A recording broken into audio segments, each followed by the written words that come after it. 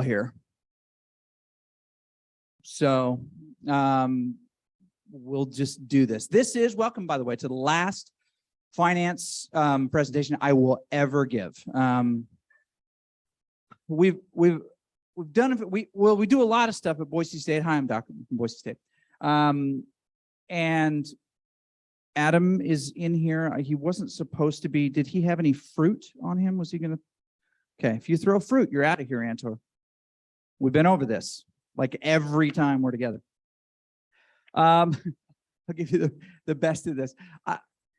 I'm just gonna give you the skinny on what we've discovered about how the finances work. Some of these will work really well where you are. Others, you may not have access to the part of the tree where you can shake some of these things down. But I'm going to give you as many options as I can, and I'm going to expose for you what we do in our budget. I will share this with you on the condition that you don't take pictures of or post any of the financials, right? And the reason I'm willing to share it with my colleagues and not just post it on Twitter is it's way too easy on Twitter for someone to come back and say, well, why did you spend $119 on granola bars and not on this other cause? What a monster you are, right? Well, it's like, oh, well, the granola bars were kind of important for students to survive that day. So I'm willing to share all of it with you, and you can kind of break it out and parse it. And I'll even give you some of the core documents that do the mathematics, and I'll explain it. But that's the preference and the condition. Just because in the wind, without context, all budgets look bad, right? All budgets look bad. So real quick, here's what's wrong with grants. They suck. You have to write them. It's a beauty contest, and you don't always know what the rules are for the beauty contest. They've already decided what that money's for and what it needs to be spent for and how it's important. You can't pivot once you get it, and there's just more writing at the end. I've been on a few grants. I've been PI on a couple of grants, and while it was nice to win that award and to do that, it ended up being way more work than we needed. And I haven't done any grant work inside of esports. This is my 16th year as a faculty member, 21st year teaching, and my 5th year in this dark abyss of esports. So I'll try to translate as much as I can from, real quick, academics, people who are like academic administrators. You submitted you did your PhD or your thesis on something really boring. Raise your hand if that's you. Okay, good, because those people suck. Am I right? All right. So I want to talk really quick, if we can, about different ways that programs inside a university can get money, right? These are where they come from, and some of them are going to look pretty similar to you. Services, gifts, sponsorships, partnerships, academic credit, and then the one that we're not going to talk about, which is grants. And that is not to disparage if you've got an internal grant, but the more money and the wider reaching that grant is, the more specialized it becomes, and the harder it is. The other thing too is that a grant is a one-time infusion connected to a process, and sometimes there are supplementary, you can extend grants, and the first grant is a seed grant, and then you do yes, all those things, but you then work for whatever the purpose of that grant was, not necessarily what you envision or what it's important to your students or universities. So maybe by the end, I'll tell you my real opinion on grants, but we'll break these down individually. Academic credit is what comes back when you teach a class, right? Who teaches class and gets academic credit that runs back into your program? Evidently, none of you have hands. I'm sorry to hear that. Nobody teaches classes at all? Let's just say it this way. Do your programs teach classes? Okay. Excellent. Thank you. I appreciate you being here today. Very good. So this is whatever the cost credit is. Almost all universities follow a policy now of essentially you earn your way. If you are parking, you are responsible for all, you charge everybody, including the football team, to use the parking lots. You do all of that stuff. Almost all universities have that model of fiscal responsibility. It's why you know, if you want a phone in your office, it costs you $28 a month because that department has to fund their own activities and things like that. Everybody pays everybody else. It's kind of like a big family where you pay your siblings to do your chores. And that's just part of it. Academic credit is nice if you are doing a lot of that. Well, Shenandoah does academic credit. Yeah. You guess, you know, Joey's not in here for me to make fun of him because he's next door. In fact,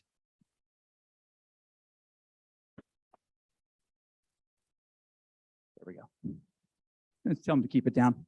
Academic credit is good because it does return regular money into the program, but you're compared with every other academic credit reported. They just got louder. Every other department, right? You're compared. So if esports at Boise State decided we were going to do, even in our college, we're going to do courses, we're going to do credits, minors, majors, degrees, certificates. We're just going to become the greatest ever. And say with our program, we have 30 students a year.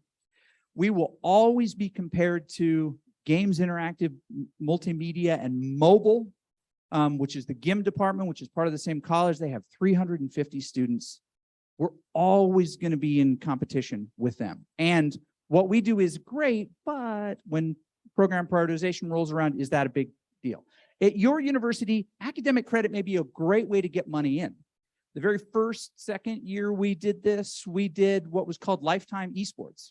We did a 1-credit class. Anybody could come in and join it. We had all of our esports players, whether they were club or basically part of the varsity program. We had them sign up for this 1-credit class, and we got some academic credit that way.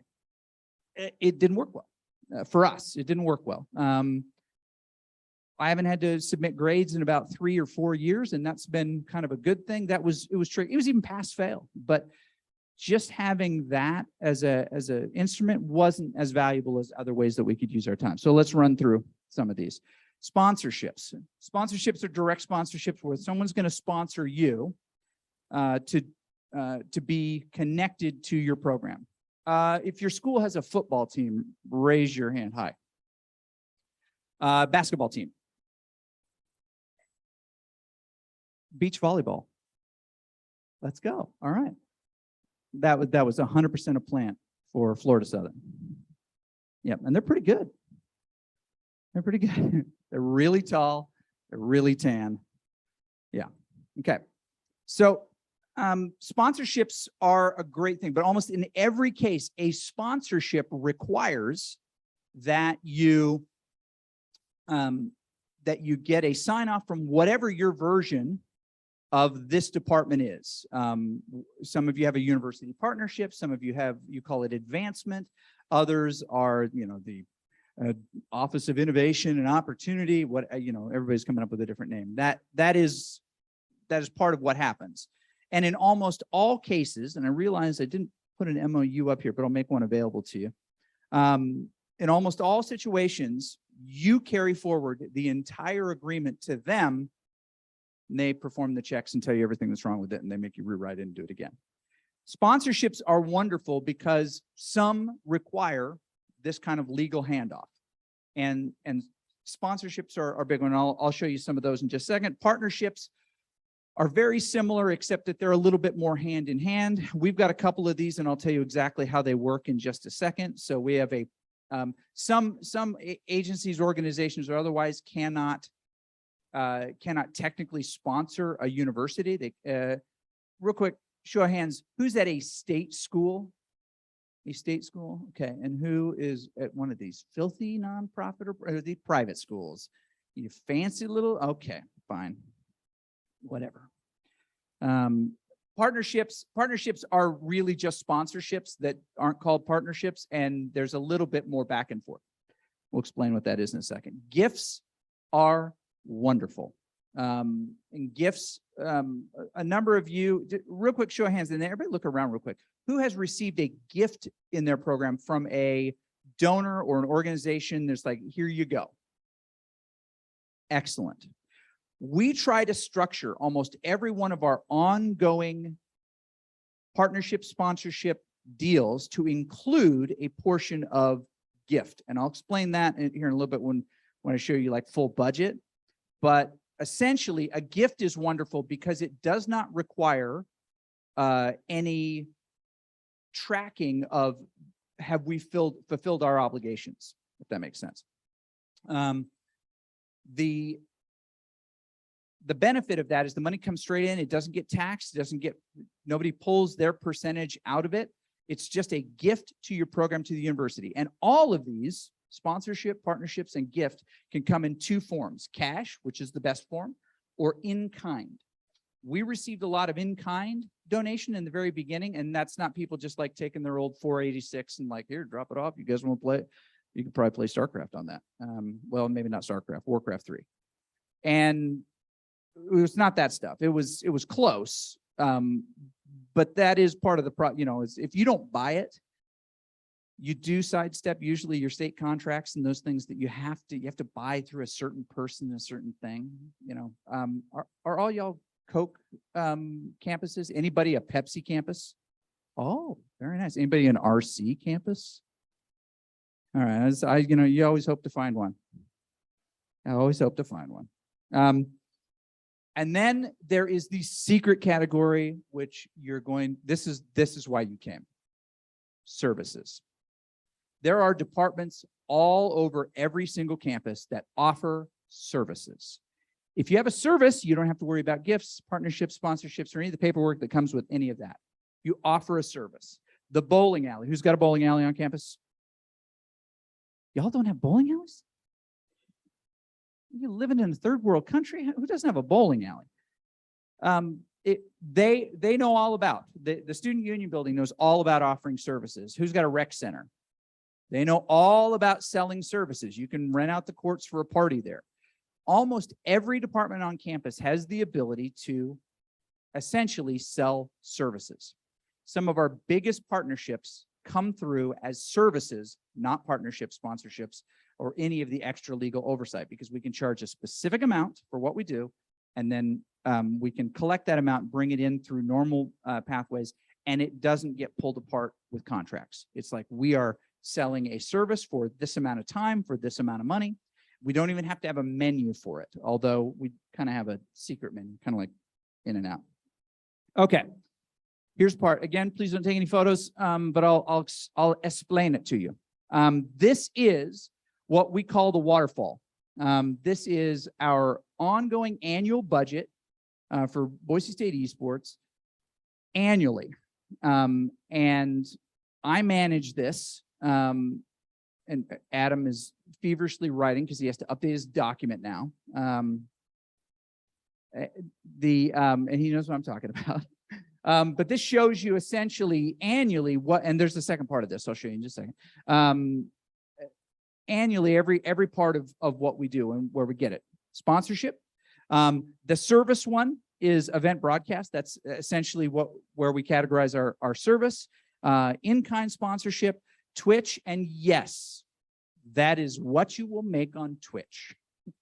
I don't know if maybe you're not aware of this, but we do a little bit of broadcasting, and we're on Twitch a bit, and that's what you can look forward to when you have between 100 and 200 monthly subscribers. Yep, it's just not a lot. So license and merchandising, and then you see academic credit revenue and PC rental fees. I left. Those are still on because they exist in 2018 and 2019, which are not shown here. We tend to keep these annually. What I do is I create a proposed budget, and then that proposed budget becomes the approved budget, and then we always compare the approved against the actual. So monthly, we're tracking these things to find out whether or not we are on pace for these things. This should make sense. Down below, you see essentially what we budget and spend on those pieces. I'll just talk about the top section, and then I'll ask if there are any questions or clarifications on this, because I want you to understand what it is. You'll notice that in this income line, there is not a single element of line item budget from the university. And that is because we are fully self-support, and we do not We do not ask or receive any annual budget from the university. We're fully self-support. And so our all-in 502 proposed for next year, as what we anticipate will bring in revenue, has to match then what we spend, right?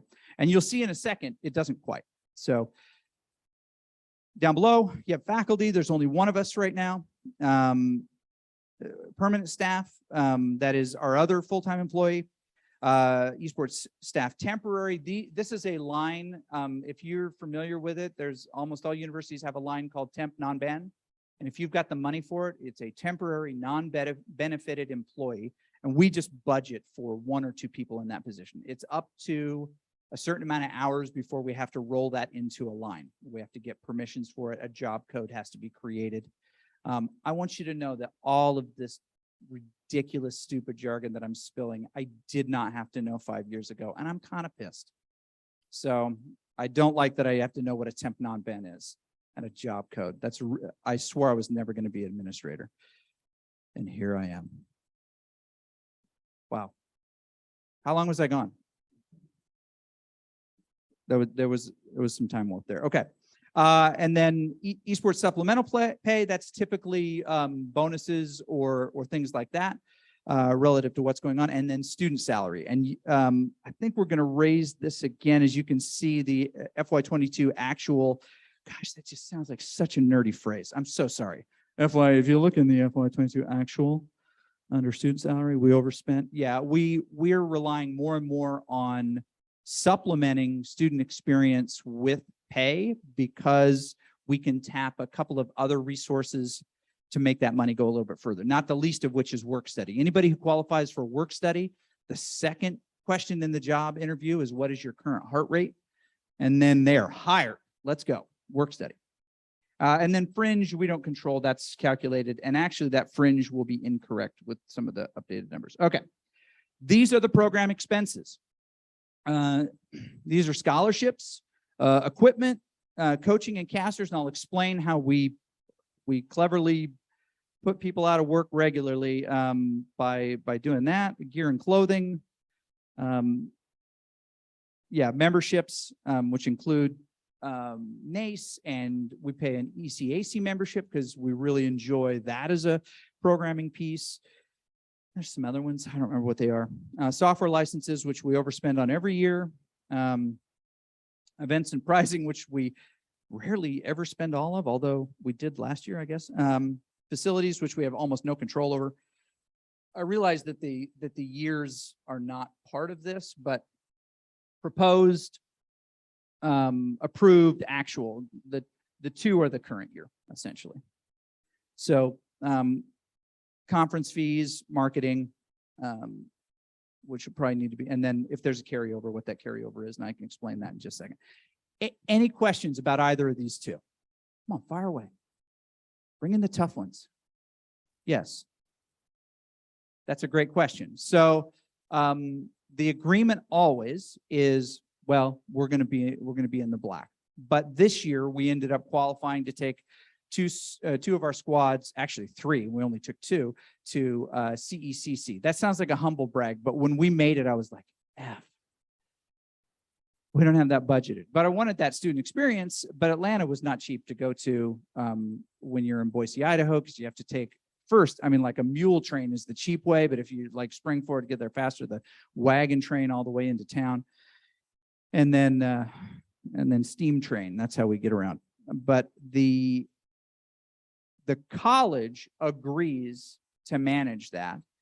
And what I have found is that they don't have a problem managing some overage. And you can see some overage here, right? So 144 the first year, they absorbed that, 88 the second year, 103 would be, if that's accurate. There's quite a bit of partnership money that has not landed yet, that has not made it into this record yet, which will probably bring that a lot closer to like 40 because we earned over what we expected. So, but it'll still be about 40 in deficit, and they agree to do that. And that's just the relationship that we have, but yours might not. So,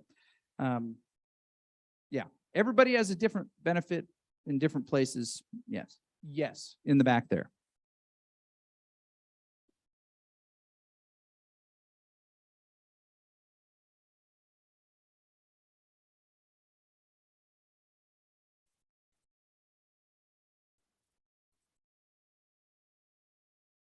Well, there's no need to shout, sir. No.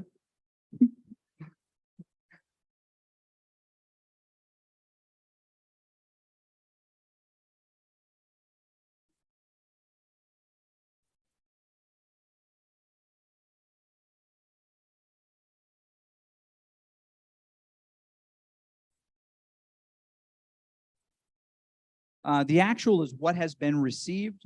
The approved is what we are anticipating. And I do actually, it's great that you mentioned that. I actually do have another table that I can show you that's got those details in it as well. So yeah, so my faculty line is in there. I'm I'm at a state public institution. As Adam will tell you, my salary is searchable, as all state employees are, and there's been a bump in it recently, which is a good thing. You'll notice that the 2020 actual there actually includes some buyout from my previous college. So while this budget reflects, we weren't on ramen in 2020. I'm just going to say.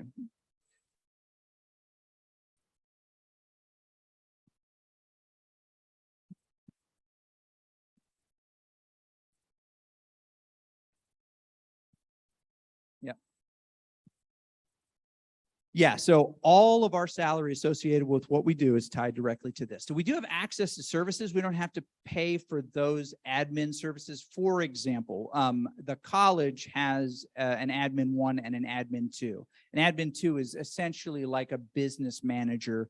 They're the ones sending invoices. They're the ones updating the income parts of these. We do not pay a portion of theirs because that person covers 11 or 12 departments within our college. We don't pay for those types of things or some of those, but the people that report directly, well, you think about this org chart to my wife, who's here. She's not in the room. She would never come to this, thank goodness, but some of you'll meet her. Yeah, our org chart is represented all there in personnel. No one's fallen asleep yet. This is impressive.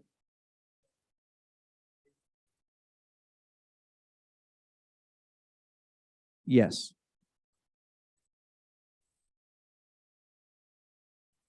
Yes. They do not.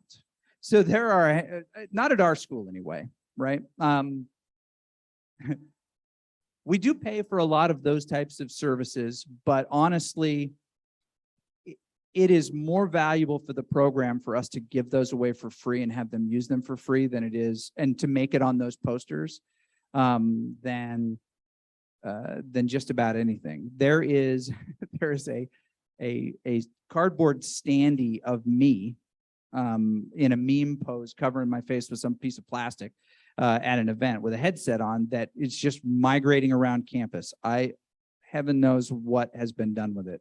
Probably unholy things, but that type of promotion yields much more in relatability and recognizability for our players. And then when we go to ask for things like, hey, we need to start running this academic progress report regularly, they're not like, now who are you and what do you do? I mean, there's a little bit more recognition. So we give those things away for free.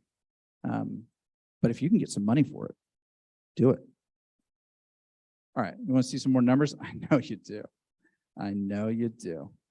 Okay, so this is how it breaks out. I did cover up the names of the folks to protect the innocent, but these are essentially how these pieces work. So left one in there, the in-kind sponsorship of $250,000 valued of game pants. We know for a fact, double fact, that it was nowhere near that amount. We think it was closer to about 104,000. What they did is they found out what our state contracts were, and they wanted their name on just about everything. So they said, we'll just buy you equipment. We won't give you money for it. We'll buy you equipment, and it'll satisfy your state contract, because technically, air quotes, it's the same brand. They bought pallets of Omen computers, many of them with Spanish language BIOS. I mean, pallets, right? And they just started showing up. We have, I think, 7 of the original 65 boxes that we received in 2019. 7 remaining. The rest of them failed. They just sucked. They also bought some monitors that they had their logo branded on it. They were at least 25% failure rate, just out of the box failure rate. And we ended up having to buy just about everything. So in-kind is great, but you can't fund your program on in-kind. We just start to tell people we can't begin discussion for a partnership at anything lower than $25,000 cash to the university. Oh, that's a lot. It gets rid of all of the conversations that will take up all of our time with, hey, we've got this great product. We'd love for your students to use it, and they could become ambassadors, and it's going to change the world. It's going to save the world. And I truly believe that that's in the heart of many of the people that are kind of pushing different initiatives and different tools. And hey, it'll be a scouting service. It'll be an analytics service, and we'll give you a discount to sponsor. And we're like, we just can't. If we need it, we'll buy it. And then we save all of our conversations for those that actually return money to the university. And it took me like 1.5 years, 2 years to learn that. The sooner you can learn it, I think the happier you'll be. Is that spending you have a limited amount of time, and you got to spend it on those that are going to have the highest return. But you can see some ongoing sponsorships. We have one very large sponsorship partnership that continues to move forward. We're working right now on it's been approved on our end, a 5-year, $1.5 million increase. And I'm going to tell you what these types of companies are. I mean, if you watch our broadcast, you'll know. How are we doing on time? We okay? Okay.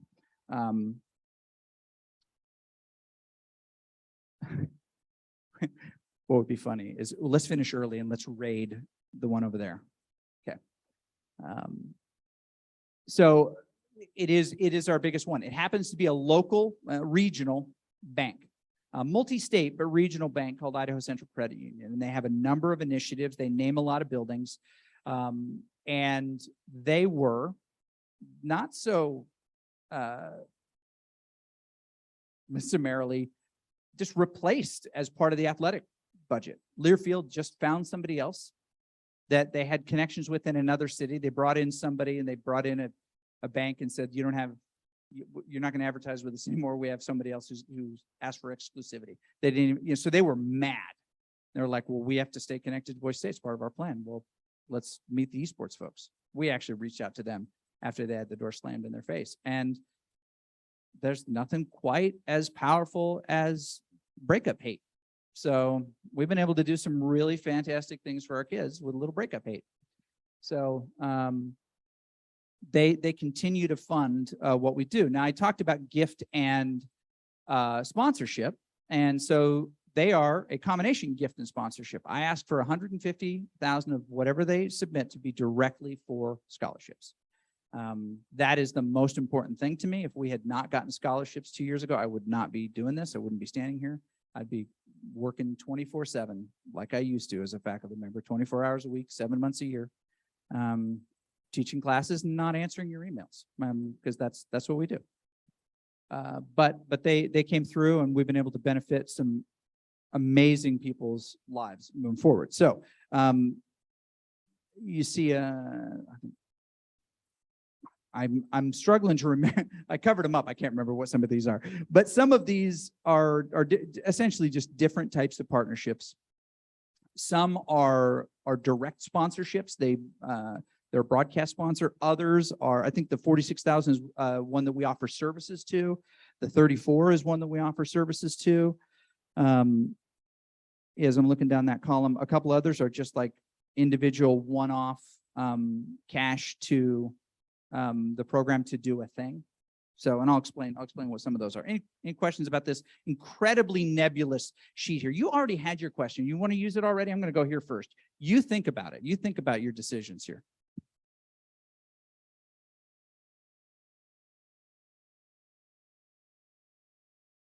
A 100% are local regional or have a local regional interest. And that is the best question that has been asked in the last 30 seconds. Let's see if it improves. Oh, I do. When will this episode air, by the way, Jim? Oh, okay, all right. Oh, the L word. I don't know what. Yeah, Learfield.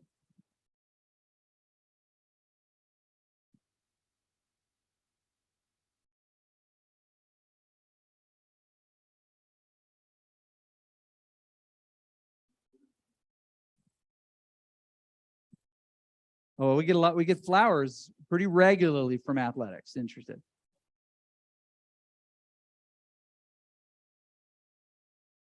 Listen to this podcast host, just like he's given us the history a little bit. So Learfield, almost every school has either they have their own marketing department and they go out and make the partnerships, or they hire or contract Learfield to do it. There's a big shift happening in college athletics now, especially traditional Division Division II and Division III, to move away from a management company to manage those partnerships. Right? The lure in the beginning is we can get you Coca-Cola National. Really? But the cost is they take half the money. But it should be worth it to you, they say, because you won't have to hire all this staff and do all these things and deal with turnover. We'll just manage those and we'll just give you the money. But people are figuring out pretty quick that they can actually make more. There's a Learfield conundrum, which is they commit to a certain amount, and after that certain amount, it's revenue share. There's no value for a local salesperson, especially if you're in a mid-level market. If you're in the top market, maybe. But if you're in a mid-level market, your goal is to get out of that mid-level market to a higher market. So how do you do that? You perform close to, but not over your expectation of agreement. You keep the company as profitable as possible. You meet your minimums, which are almost always lower than the profit share line. And if you sell more than the profit share line, that's great for the university, but it actually diminishes Learfield, right? So they're not motivated to do it. For that reason, a company that has interests outside of your university that manages your university brand is fundamentally a conflict of interest, but there's a lot of people that do it. We were offered, along with Utah, AJ Dimmick and I talked about this a lot, 4 years ago, a contract from Learfield for them to license us. They had no idea what it was that esports did. I still believe that they don't know a ton. I mean, Eric Hartness left recently. I don't remember who's in charge now. Somebody new. I haven't met that person. Hopefully that they'll change their model. But for us, we receive all of those contracts that we manage ourselves. And I'll tell you a little bit about how we do that in just a second. But I don't know. It's a toss-up. You had the best question. So you had the best. Sorry, Jim. We tried. This is my secret. So you're like, how do you find time to do all these things? That's it. Unhealthy work-life balance. Here's what I want to share just a little bit with you is like, okay, we've got all these things, but what the heck is our inventory?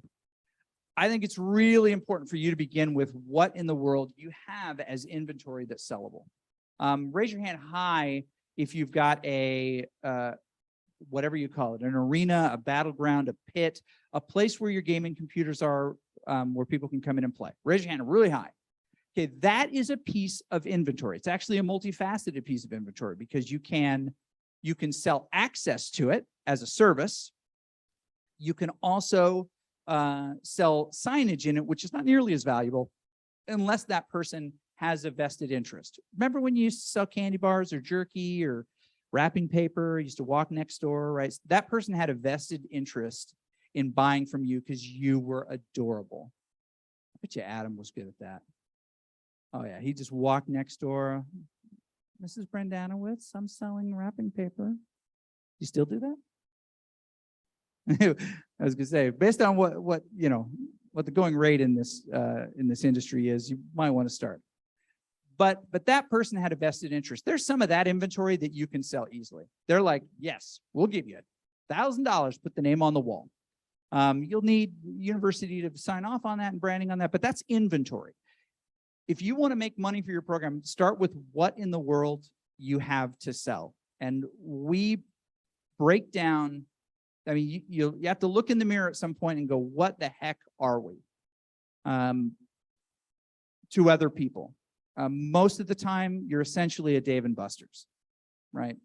You're a cool party place that people can come and rent. And if you embrace that and come up with good partners to do that, then that's awesome. For other people, you are a way to meet college students. There are a lot of organizations that want to meet college students. Sometimes they are career recruiters. If you have a big local factory, they'll pay you to do an event. They have budgets to do that. Every single recruiting organization, the National Guard, the Navy, the Air Force, the Coast Guard, Daughters of the American Revolution, they're all recruiting all the time. So they have money for those types of events, and they're looking to meet new groups of people, and you have connected some of the coolest people in your area. And that is kind of what you become. For us, we make the joke all the time. We're essentially a TV station with an esports team, right? So what are we? We're a TV station, and so that's what we sell. For us, during the school year, we do between 30 and 40 hours of live content a week. Close to 20 hours of that is not our content. It's other people's content that we get paid to do. Our partners include Esports Tower. When you guys are going to take over some of that, hallelujah, thank you. But it's been very nice to have.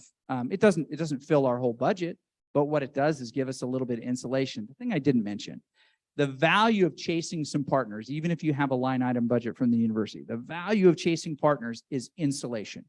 If I ask for a new fixture to be installed or a thing to happen, or we still don't have that water fountain replacement, whatever ails you, you're just another member of the big old colony that's your campus. But if you have an outside partner that has an event or an expectation, these get moved right to the front of the line.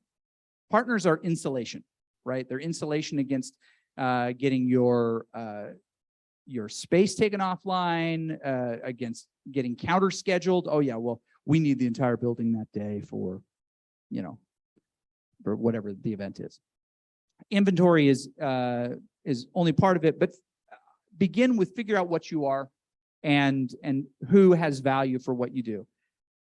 Your question about where's the money come from, it's almost all local. If you've got a great national partner, awesome.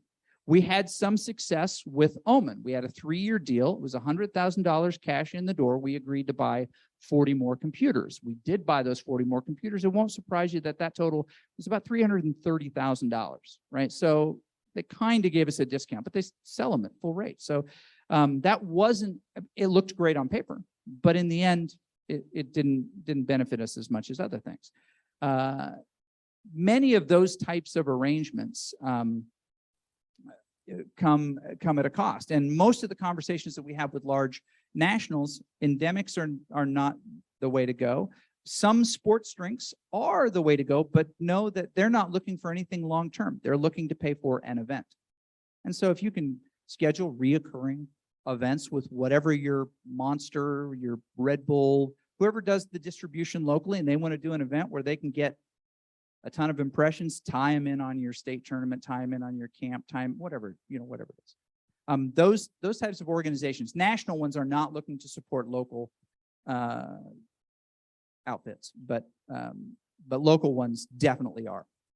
I think the best, and this is the double secret, super secret thing, I think the best thing that you could possibly do is seek out anybody who has been jilted by Learfield, right? Say, hey, I heard you broke up with, football guy. And see if there's a relationship there, because they would not support the university if they didn't believe in the university. And that's much more common than you think. So local business being boxed out by something regional, it happens a lot. And so we actually have a list of those who have been, of the jilted lovers of Learfield. That's what we should have named this event. I'll write it on the board on the way out. That there's a lot of opportunities, because what they wanted is still available. It's just not available through athletics and through esports. And Jim, I'll give you a tweet length answer. We were courted by Learfield in the beginning and said no. Now, our athletic department, which is published at $4.2 2 million annually from Learfield, believes that they can extend that over 5 million if esports is part of athletics. We have full right to say no to that, and at this point, we're not inclined to go in that direction. We like where we're at, but there is push, and there'll be more push for that. My answer is that relationship is less important than the value to the students. And that sounds like I'm falling on my sword here, but there are resources that are available to athletes that are not available to esports athletes at our school because we're big Division I and they're not connected. So the question always is, well, what would that relationship look like? What benefits could these students get? And I don't mean, for us that we'd get some kind of, we'd get travel support, or who knows? I mean, for the students, is there a different pattern on campus for them that makes them more successful, increases their chances of moving out? Okay, so I want to explain just a little bit about what some inventory is. There we go. These are examples of broadcast inventory. Some of you have seen them. Hopefully they'll work just great for us. I don't remember. Oh, I think this is just a straight old billboard, and I'll tell you what the value is if it works correctly.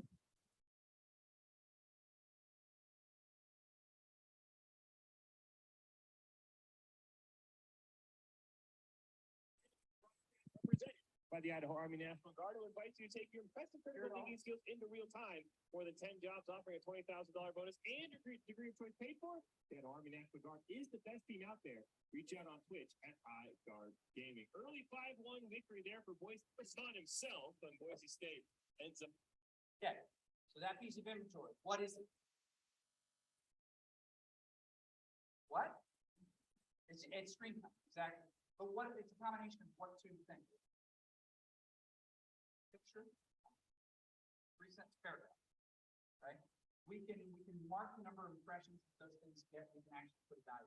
It's a really simple form of inventory. All we need is an image that you want us and a thing you want us to say. We'll put it in every broadcast, telling you where it's. Most of you have some kind of broadcast, and that's a big part of what you do. Another one, and this is the meme. Here it comes. Son himself on Boise State ends up winning game number 1.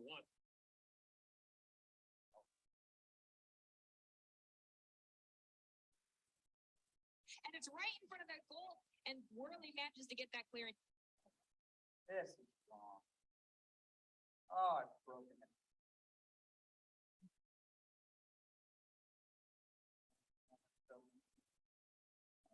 I've broken it. It is the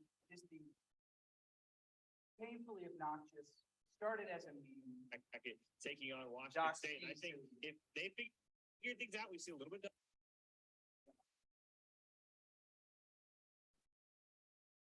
Break this, Adam.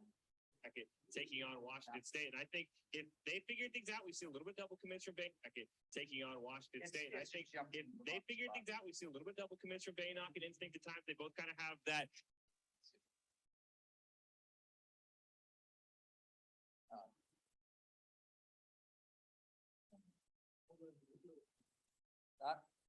Hey, no tap here. Keep it alive, but in the wrong direction. Nearly scores on himself. You know what? You people. This is an integrated that somebody independently can own. And it's the keys to the game. It started as a joke, and we put somebody's name on it, and then shopped it as a piece of inventory, and it was shockingly popular. More than anything, our students love to meme the original version of it, and just do terrible things with it. Essentially, it is a in-context,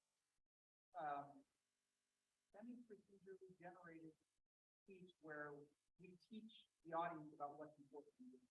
And often it is related to just kind of some general rules about strategy, but none of them are like from the game plan that not a single one. They're all, we generate them in advance. They look a little bit different for every game, and different types of broadcasts. There's not West broadcast, our broadcast. It's going to be a different set of doc schemes, but they're always associated with somebody. And so it is a doc schemes of the game and looking good at the conference. black jacket, white shirt, no tie, hair on, right there, Adam Amtor style. And Doc's Keys are brought to you by Menswear. Menswear House reminds you to, that is another piece of inventory. Let me see if I can give you the last one. Each of those are 2,000 to 5,000 net, and we can sell multiple because we can break them across different types of products. We can even offer them to our broadcast partners who pay us to broadcast directly. Anywhere between $2,500 for a day of broadcast, all the way down to about $500. Sorry, I'm just being honest with you.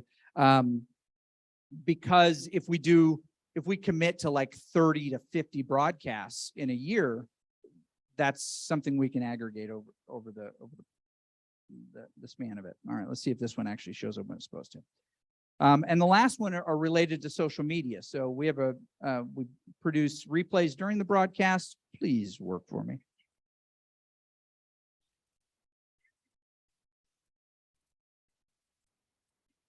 No, it's the same thing. Come on, there we go. I believe. Do you believe? You don't.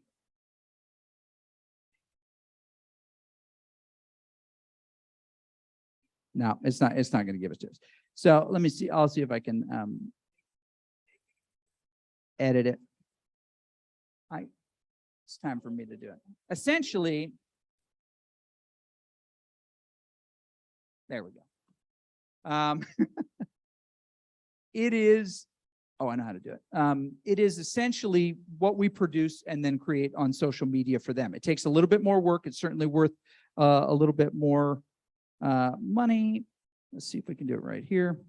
Keep these links handy. I'm not going to show you the Doc's Keys. I'll give you an example of top 5 plays. And these are assembled during the broadcast itself. And history on the Rams side. We'll see if we say can advance. We will end today with our top 5 plays presented by the Idaho Army National Guard. We invite you to take your impressive critical thinking skills into real time. More than 10 jobs offering a $20,000 bonus and your dream choice paid for. That Army National Guard is the best team out there. Reach out on Twitch at iGuard. Top 5 plays. Big 3-0 win over Washington State in the play versus loser bracket. And Washington State is round 1 of the losers bracket play versus championship. These are just clips taken from that broadcast live. Clears it down into the corner. Worley pitches it off the wall. Nice challenge there by Baylor. We use it to call remix, although there are a lot of different tools that can do it. Beautiful follow-up. These are just 5 20-second clips that are basically dropped into a script that we wrote so that it shows the statement, shows the elements like the 5, 4, 3, 2, 1 over the top of the transition. It sounds like witchcraft. It's really happy. You know what that topic is? Change on process. Yeah, and that's what I his kickoff goal right there. No defense for the side of Washington. so, and as this plays out, essentially all of it is built and scripted so that we can produce it with any student.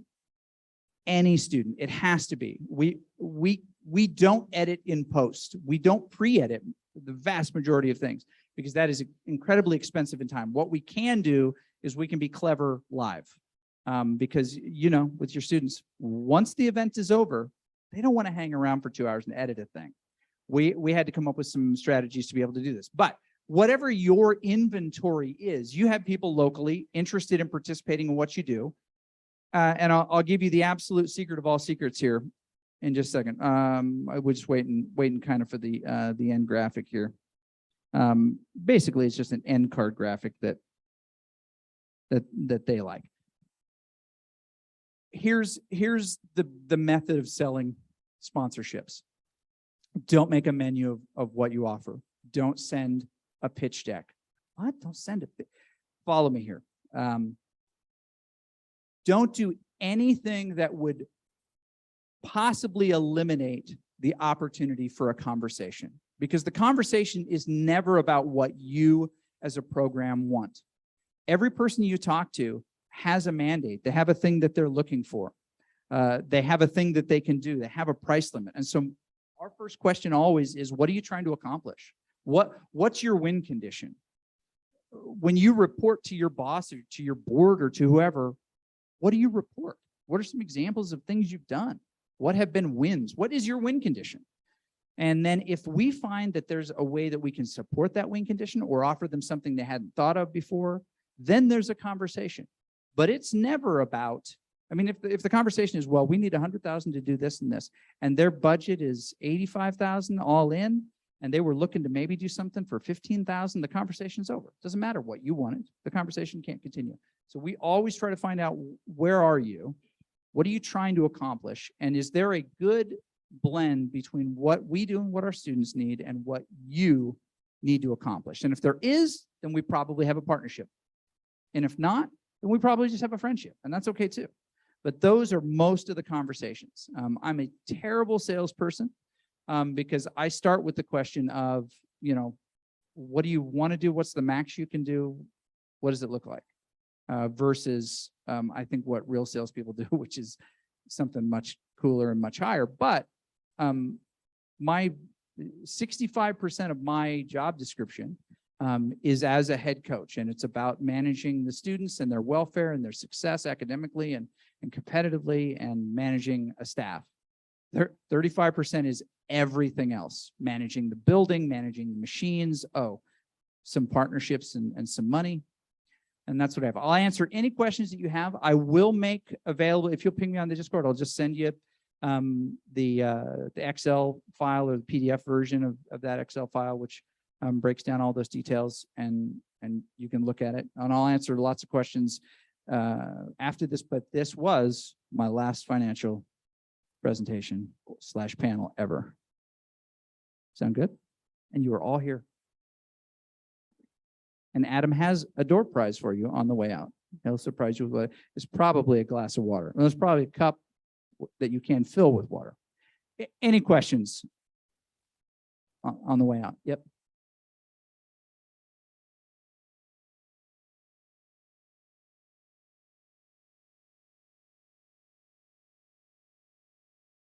We offer them annually, and they are always based on need. So we don't offer a consistent amount. We have a scholarship this year for one student, $500 a semester. Our maximum typically is around $6,000 a semester for students coming from out of state. Essentially what we do is, as soon as we find out they're interested, we plug them into every financial instrument available to them, and then we try to identify what that difference is. We can't just offer somebody, we don't have 20 beds that we can offer and 20 full rides we can offer. We just don't have that. So we have to split it up, and not everybody gets the same amount because it's based on where they're at, what their need is. And we try to leverage all that other stuff. It's not elegant, but it's successful. That's a good question. Yes. I'm on the server, but it's just Dr. Haskell or Dr. Haskell 8003. I was going to make you a QR code, but I ran out of time. Jim had too many questions. It's his fault. All right, go on, get.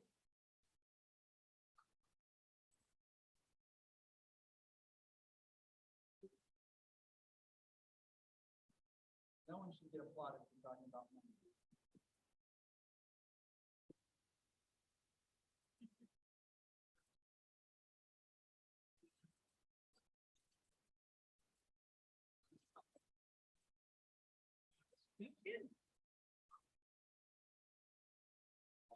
Oh, you've got questions.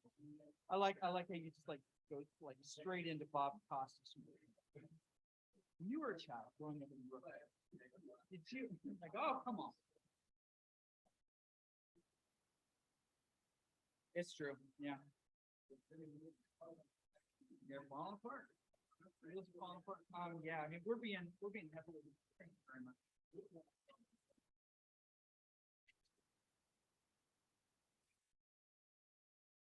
Here's the deal. You still don't get it. Because at its heart, Learfield is a collection And if Eric